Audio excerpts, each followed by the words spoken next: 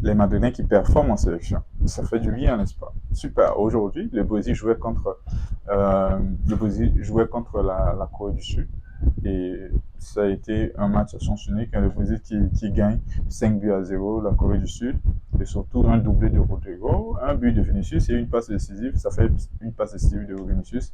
Les deux, ils ont participé à 4 buts des 5 buts inscrits par le Brésil. Donc ça fait du bien de voir les Madrilènes performer dans leur sélection. Surtout, ils retrouvent Don Carlo, leur papa, qui est là pour leur amener de l'affection, ainsi de suite.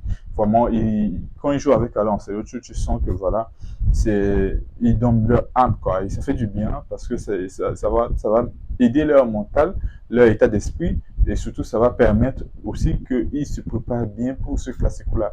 On a besoin de ces personnes-là en forme pour jouer ce classico, pour taper les voisins. Vous voyez un peu le truc. Voilà, en tant que Madrilène, ça fait du bien. Et surtout, ça fait du bien de voir les joueurs madrilènes performer dans leur sélection respective. Même Autriche qui jouait aussi un match. Et puis, David Alaba, en tout cas, Autriche a gagné. C'est marine 10 buts à 0. Et David Alaba qui a été auteur d'une passe décisive, ça fait du bien. Ça fait du bien. Même si on sait que bon, depuis le retour des blessures, c'est un peu plus compliqué. Mais bon, il a participé quand même. Euh, En tout cas, il a été décisif sur une passe. Il a été décisif, genre en faisant une passe décisive. Ça fait du bien parce que il faut savoir que si on veut prendre on veut prendre toutes les compétitions, le Real Madrid, tu veux dire, on a besoin de tous ces joueurs-là. On a besoin de tous les, que ce soit Alaba, Rudiger, tout ça. On a besoin de tous ces joueurs en forme. Donc, ça fait du bien de voir chaque joueur madrilène briller en sélection. Et surtout, c'est sur une très bonne chose parce que nous, on est en train de préparer un classico. Et ça fait plaisir de voir ces joueurs-là. Également, aujourd'hui, il y avait un match de qualification en Coupe du Monde et le Sénégal jouait aujourd'hui. Le Sénégal qui vient de taper tout simplement Soudan, vraiment sur un score de 5 buts à 0. Un doublé de Idissa, un doublé de Sarr, un but de Mané, un but de Jackson et puis un but de Ndiaye. Donc ça fait bien, ça fait du bien de voir le Sénégal. En fait, il y avait une concurrence parce que dans cette groupe-là, dans ce groupe, je vais dire, désolé, il y avait une concurrence entre le Congo et le Sénégal. Bon, le Sénégal avait tapé le Congo la dernière fois et aujourd'hui, le Sénégal vient de confirmer tout simplement sa première place. Je pense que le Sénégal est qualifié pour la Coupe du Monde. Maintenant, le Congo, il va participer à ce qu'on appelle les tours là pour pouvoir chercher peut-être une ou bien deux personnes qui pourront aussi s'ajouter sur la liste des qualifiés en Coupe du Monde. Donc, le Sénégal qui prend son ticket, oui, il prend son ticket pour la Coupe du Monde, ça fait plaisir. C'est une équipe, une grande équipe, bon, une grande nation quand même dans le football. Ces derniers temps, si on a vu que le Sénégal avait vraiment beaucoup de potentiel, beaucoup de joueurs et du moins une équipe qui était bien rodée. Et ils peuvent aller faire aussi de bonnes choses en Coupe du Monde.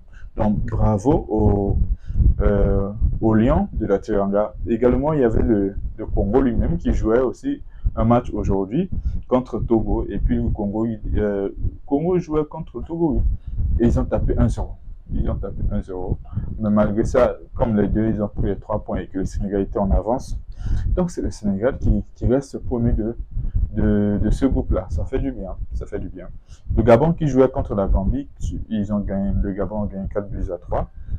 Ils ont pris un carton rouge. Bon, je n'ai pas vu le match, mais bon, c'est une belle victoire hein, parce qu'ils ont eu un carton rouge, mais ils ont réussi quand même à s'imposer 4 buts à 3. Bravo à eux. Et la Côte d'Ivoire qui tapait le Seychelles 7 buts à 0. Bon, c'était un match à sens unique.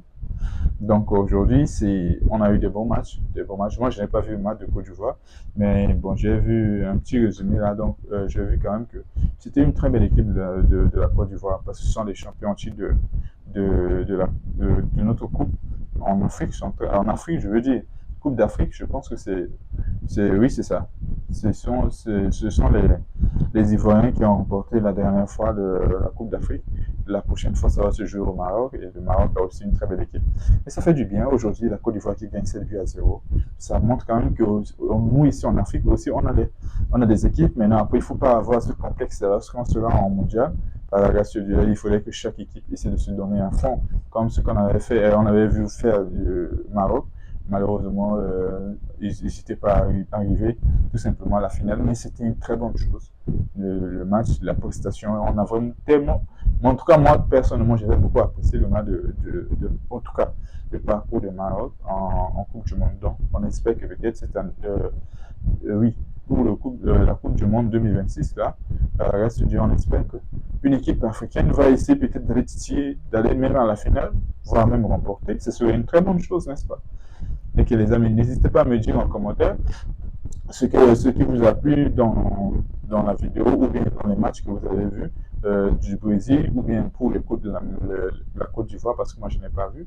N'hésitez pas à me dire dans les commentaires tout ce que vous avez remarqué, tout ce qui doit être amélioré ou bien des choses que vous voulez qu'on en discute dans les prochaines vidéos. N'hésitez pas à aimer la vidéo, à vous abonner à la page, d'activer la cloche de notification afin de ne rater aucune de mes prochaines vidéos.